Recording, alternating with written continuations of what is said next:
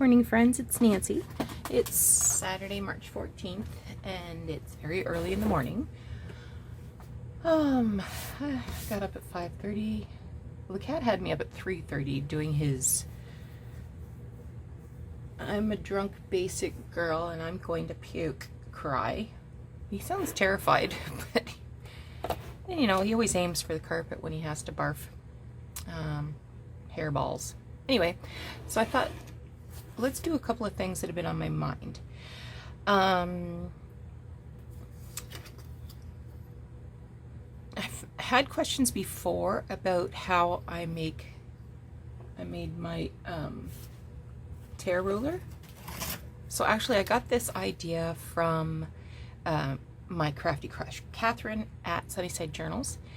And I just got this at a thrift store for $1 or 50 cents or something, and I gave it to my husband and I said, can you just randomly rip some pieces off? Well, clearly he didn't know what I was going after, so I did this myself, and just using a pair of needle nose pliers.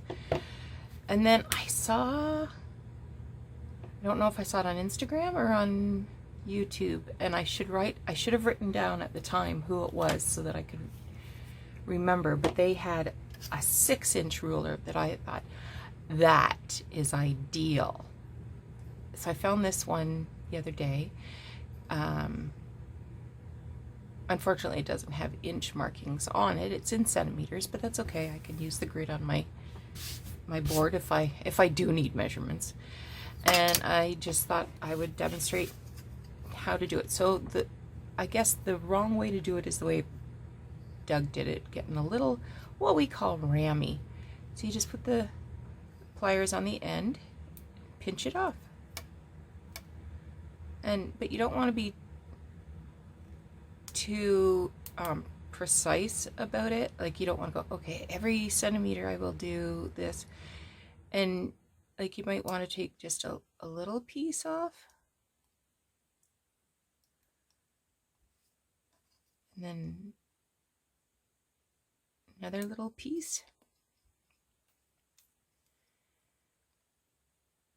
And then maybe a little space and a bigger chunk. Yeah. So, how's everybody doing? I am all ready to be cocooned as we join with Prime Minister Trudeau to flatten the curve of the spread of COVID-19. Where I live, I just read the news this morning. We have our 5th confirmed case. Apparently it's good news that all of these are travel related and it's not being spread in the community yet. But it sounds like this guy actually returned from his holiday.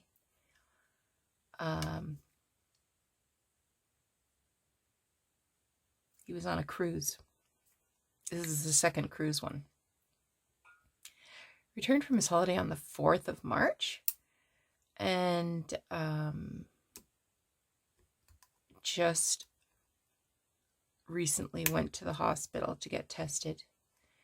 Very mildly ill, apparently. But when he developed some respiratory symptoms, he contacted public health and they said, go to this hospital. And I'm sure it was all set up so that there was, a reduced risk of exposure to everybody. And they did the testing there, and yeah, he has the coronavirus and is at home self-isolating.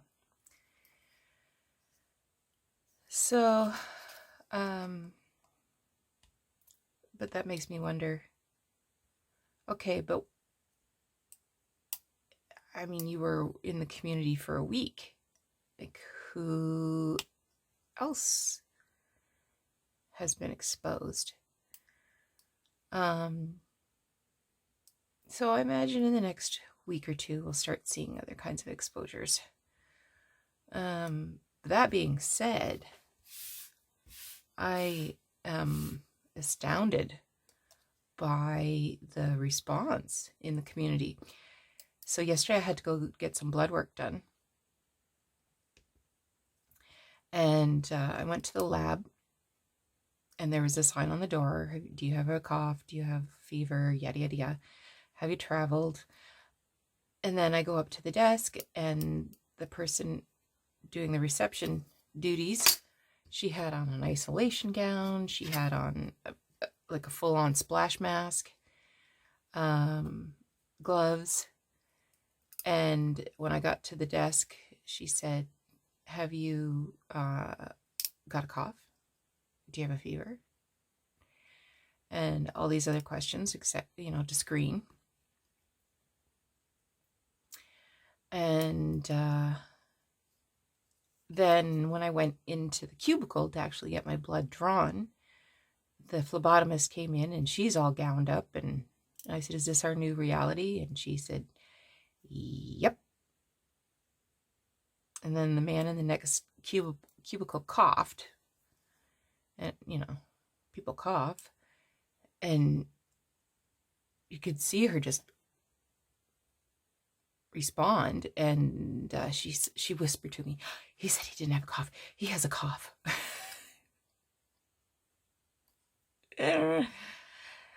So,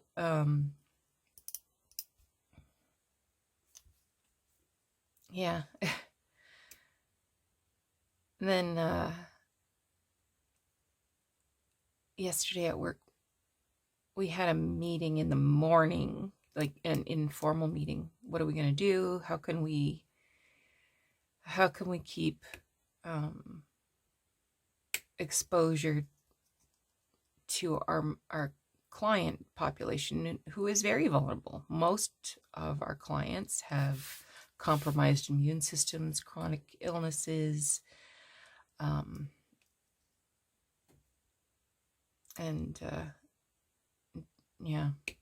general poor health. So we were trying to come up with some ways of how we can, again,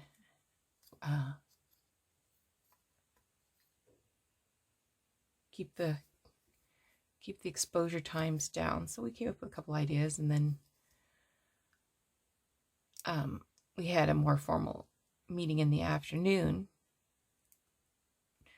But a group of us went out for lunch to a place that we go to all the time. And we got there, and there was extra staff. They gave us our menus. We ordered, and then they took the menus over to another table where they sprayed them down and then used disinfecting wipes on the menus. So that was good to see.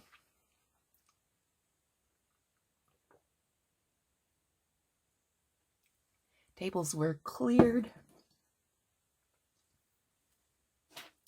All right, I'm just going to grab a piece of this paper.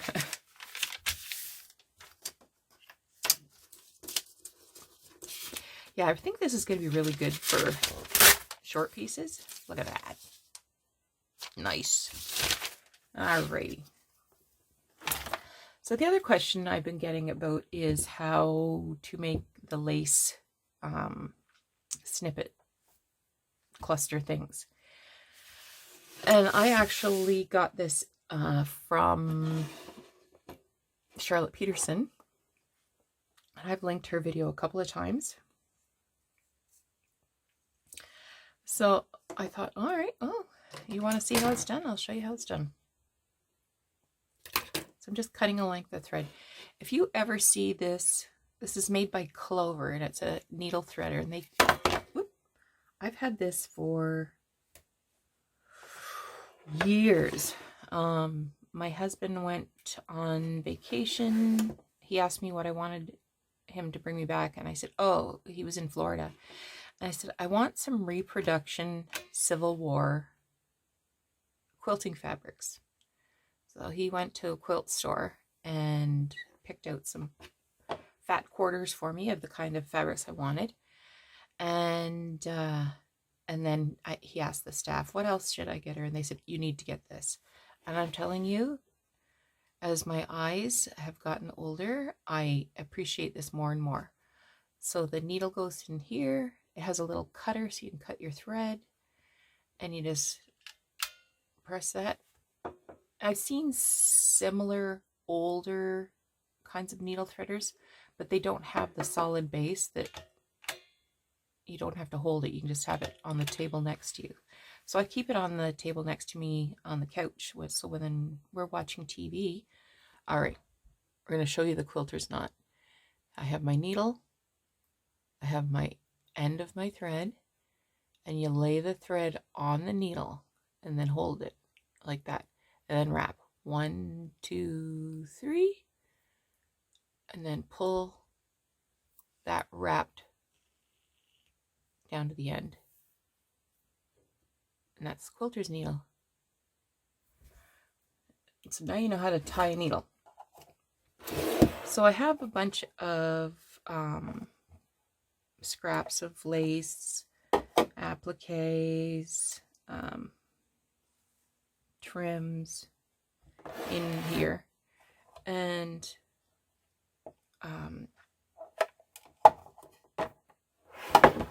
so I keep this. I have one of those IKEA, is it Rostog carts next to the couch so that I can put anything that I'm working on away immediately to keep things nice and tidy, and then I can push the cart away. Anyway, so I'm just going to grab some pieces of lace.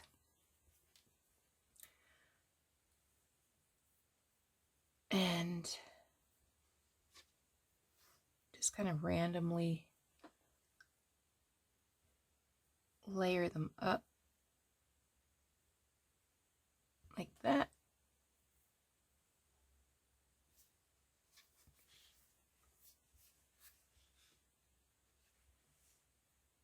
I'm not sure I like that one. And what else can we add?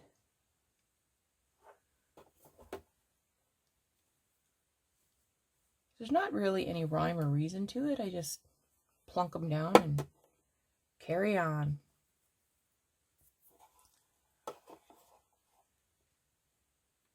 Here's a tiny little piece of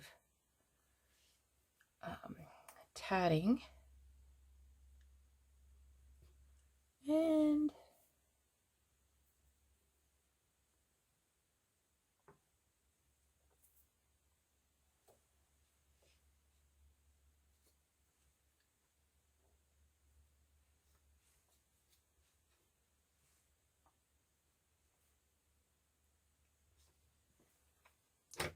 I'm going to cut this.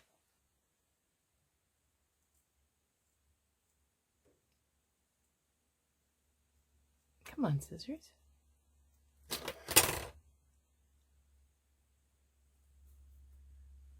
Okay.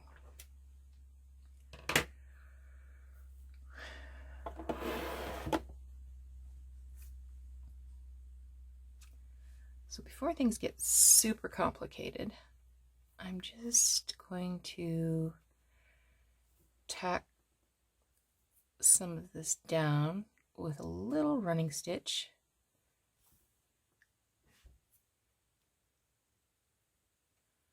I'm trying to catch all the little pieces.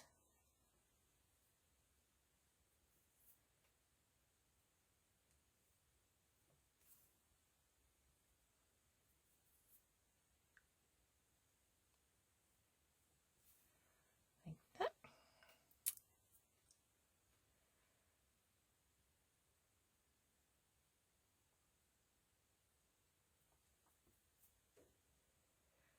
So my daughter-in-law won't be coming for Easter. So luckily, the airline that I booked her flights on has added this flexibility thing so that there's no cost to change the dates. Now, usually they do charge you, I think, like $75 or something to change.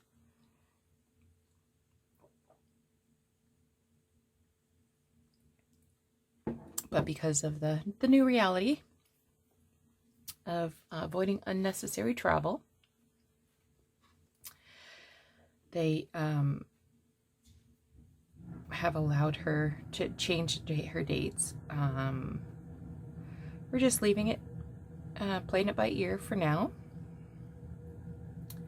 But I'm disappointed because I'm sure she's disappointed too, because she was really excited about coming.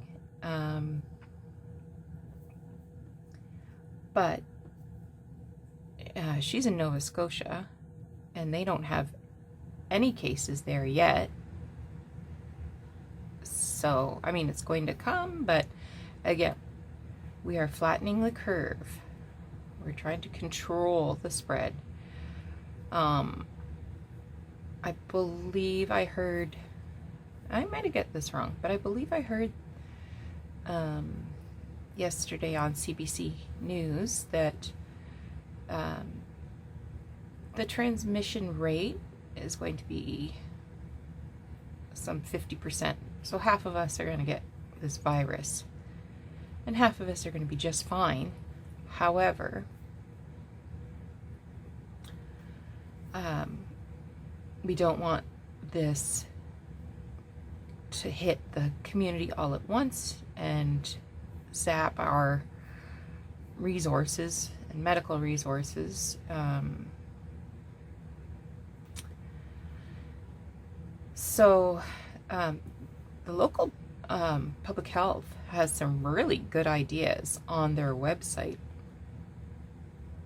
about preparing workplaces, about preparing individually, like your family and your home.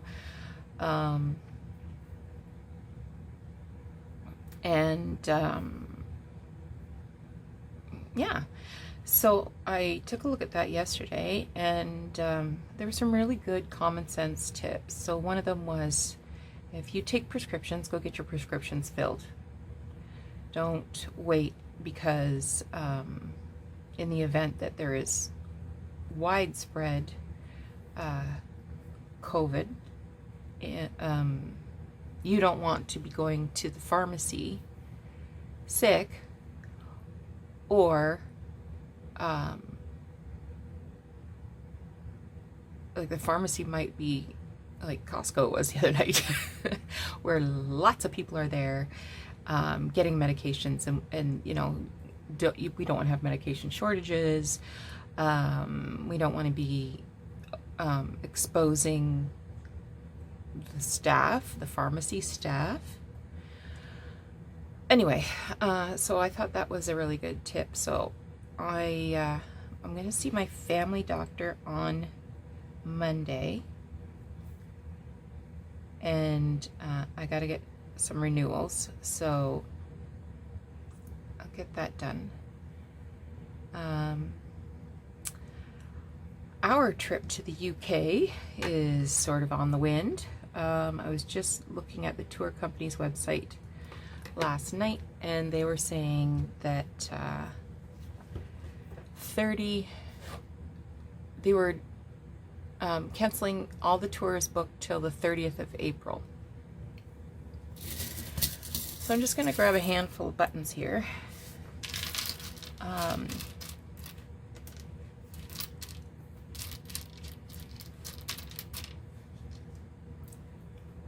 That's a shell button. That's a shell button. I'm trying to save these for a different project. I wonder how, like, I know you don't get shell buttons now, but I wonder when they stop making shell buttons. Yeah, so what was I saying? April 30th. They've suspended all tours. This one I'm using like a thicker thread to sew my buttons on. And again, I'm using my quilter's knot. So simple. And I don't want to get one. I'm going to sew on 3 buttons. Just sort of randomly in a group. And the reason I choose 3 is because there's a rule. There's a rule of 3. So our trip is booked for May 8th. So I expect that in a few weeks we'll see that, that's also shell, that those dates are going to be suspended as well. So that looks like our trip's off.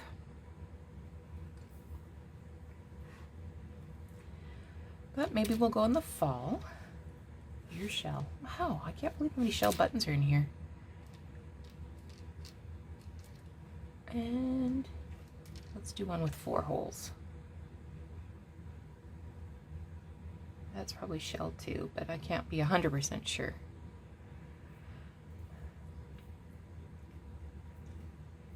Oop.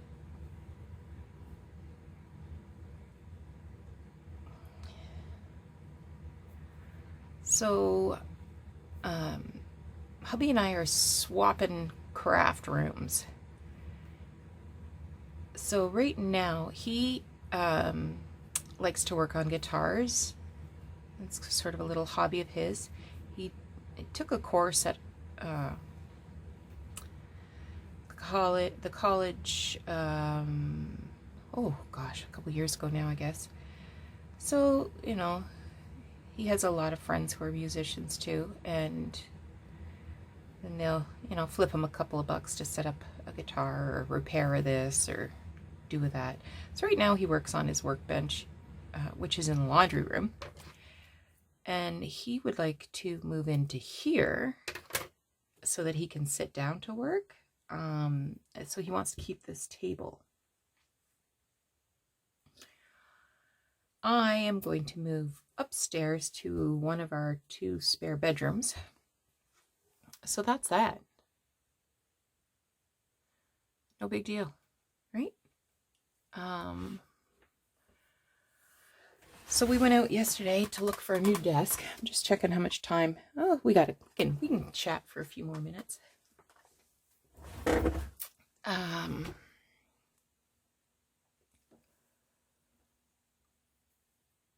like to start with a couple of pretty flat pieces.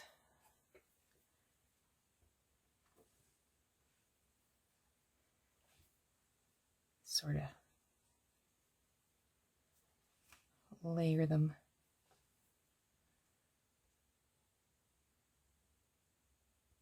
like so. And what else have I got in here?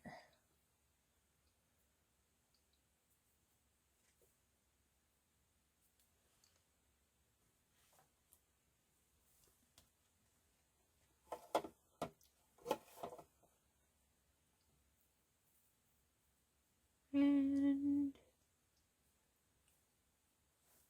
just looking for a little piece of crochet maybe.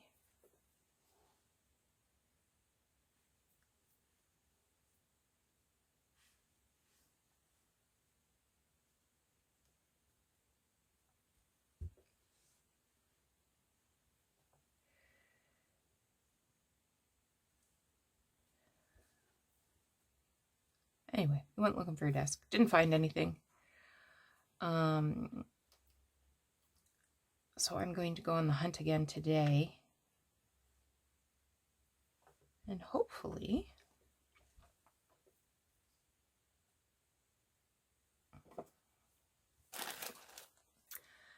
I'll find something and I can start moving some of my stuff.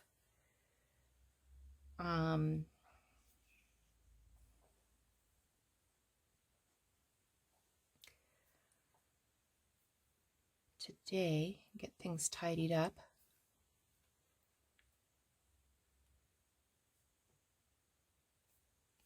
I do have kind of a surprise to share.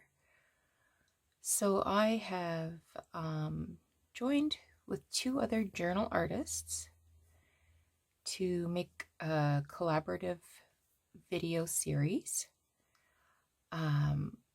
which I expect, all things going well, will begin on Sunday the 21st of March, so the first day of spring, I believe. And I'm excited about that. We've been chatting in a group online.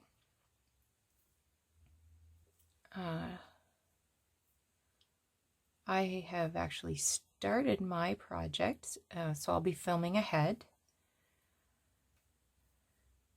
So I'm excited about that. I hope you will be too. I'm just going to layer this piece on here. It might need a couple of other extra stitches because it's a little wrinkly. I need to flatten you out.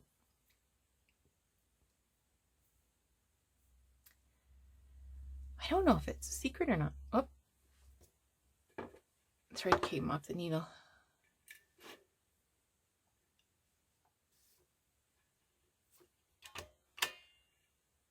Oh, yes.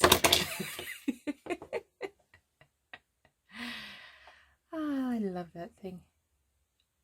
I try to remind my husband at least once a week how much I love it. I was at Lens Mills, so that's I think that's just a southern Ontario thing, where they sell lots of fabric and sewing supplies, but they also they've got other stuff. But it's kind of my go-to for sewing stuff. So I was there, last week or the week before. I needed thread. I was out of thread. Like, how does that even happen? Mid-project.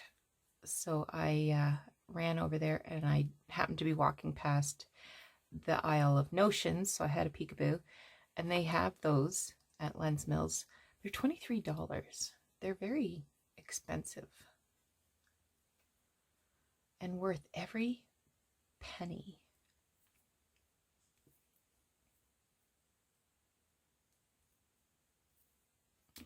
So if you get the opportunity to find one, and even if you're not quite old enough to require it, and what I mean is can't see a thing, like me,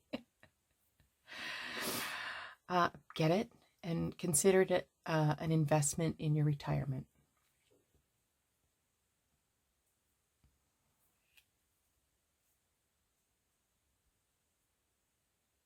And I'm going to tack that down a bit.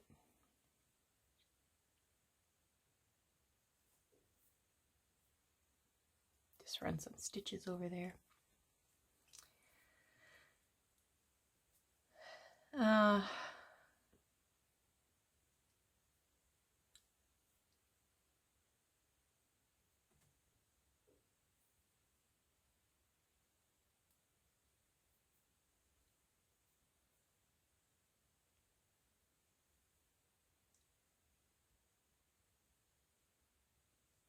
So anyway, lots of disappointment, but we're doing what we can. And I'm really grateful that the community has,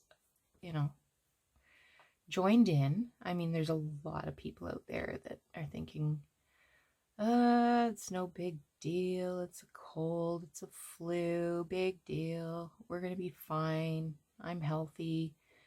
Well, that's okay. But there's a lot of people who aren't and don't need your germs. So let's take it seriously. So the fact that so many companies have businesses, and I'm getting email, like the bookstore emailed me yesterday to talk about how they're responding, what their plan is.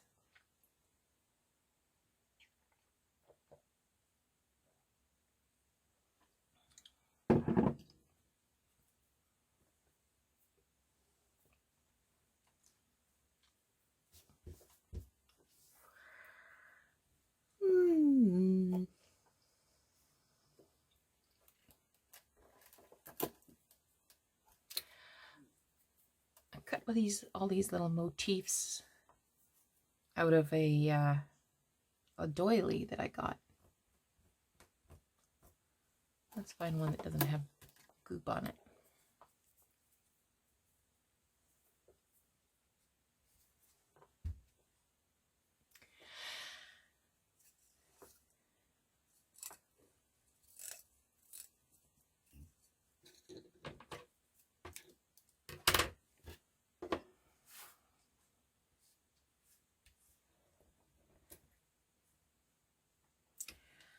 Did go into the grocery store yesterday. Because we were at the mall and there's a grocery store there, and I thought, oh, I'm just gonna go take a look, see if there's anything exciting. It was busier than usual, and all the toilet paper is gone. The soup shelves were just about bare, and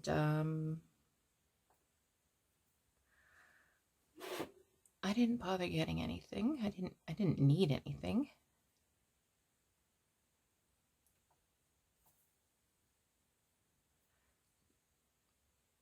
I keep hand sanitizer in my car, and I keep disinfecting wipes in my car too, because I do so much thrifting and it just feels kind of grubby after you've been touching all that stuff. But I wouldn't have minded having some extra for the office. Oh shoot, I did it again, pulled my thread out.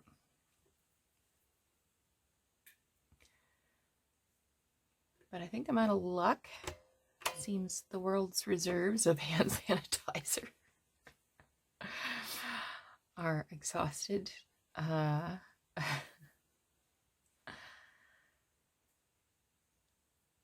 Yeah.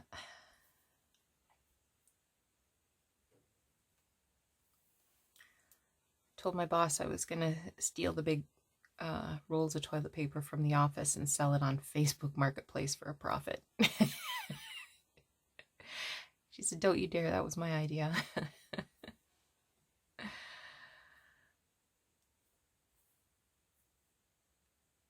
So I'm just really tacking down the edges here. I enjoy hand sewing. I used to do a lot of it when I was a little girl.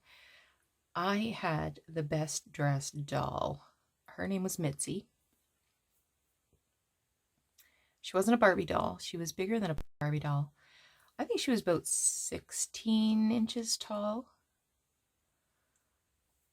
And I spent a lot of time at my grandmother's because I was a spoiled brat.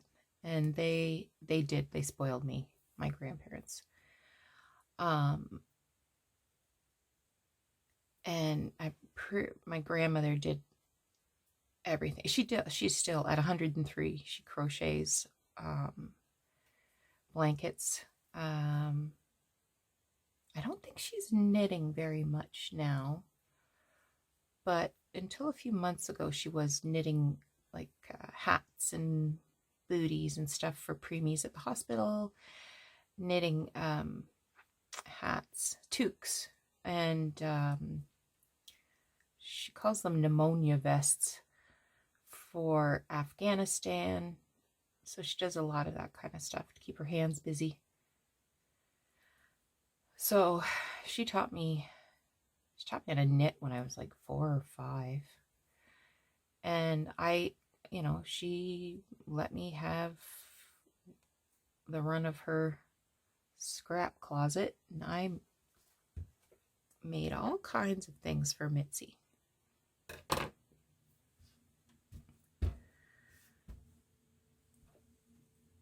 And sometimes it's just really nice to slow down and enjoy the feel of some textiles and think about our history, our social history as women who create art with our hands.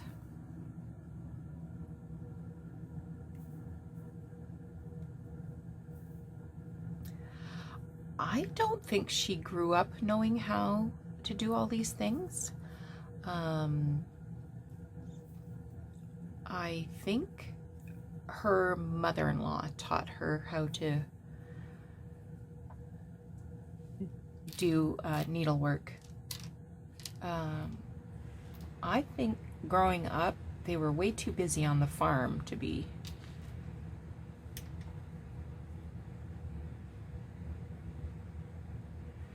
fussing around with, it's too big.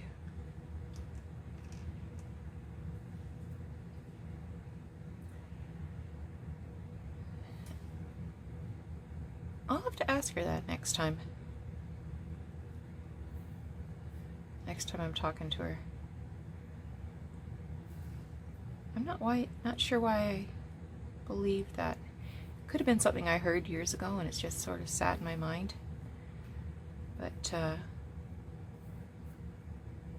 yeah, I think it was after she was married and they were living with my great-grandparents for a while.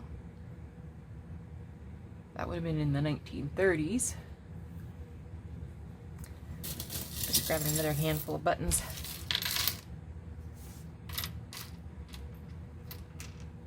That's a shell one.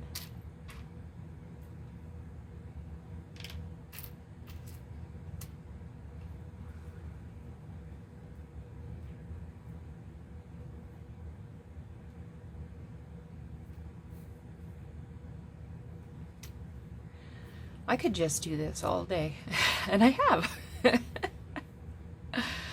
I've probably made 200 of these already this year. And now you know how to make one too.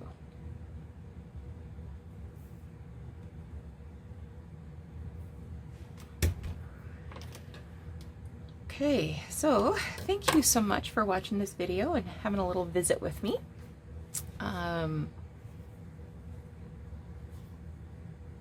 Where'd my other one? Oh, there it is. So these are the two we made today, and I'll clean up my mess and get back to work. I want to start moving some of this stuff today. So take care. We'll talk to you again soon. Oh, I'm back. I just wanted to show you this thing because I don't know what it is. So it's a piece of lace, clearly, and it has this asymmetrical thing going on here. The end is looking like it's reinforced, and then it has a very long piece like this, and then it's reinforced on this end as well. The only thing I can think of is that maybe it was like a high neck collar, and the idea was like you would wrap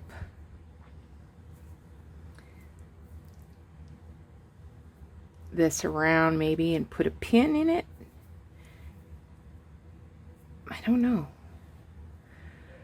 So I wanted to show this because if anybody has any ideas about what that is, or if my assumption is correct, or has seen anything like this, let me know, because I'm very intrigued. I want to cut it up, but I don't want to cut it up until I have an answer about that. And I forgot to show you this little thrift haul I got yesterday when I was out looking for a desk.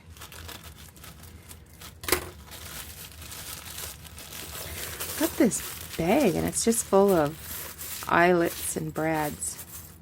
Look at that brad. That's interesting.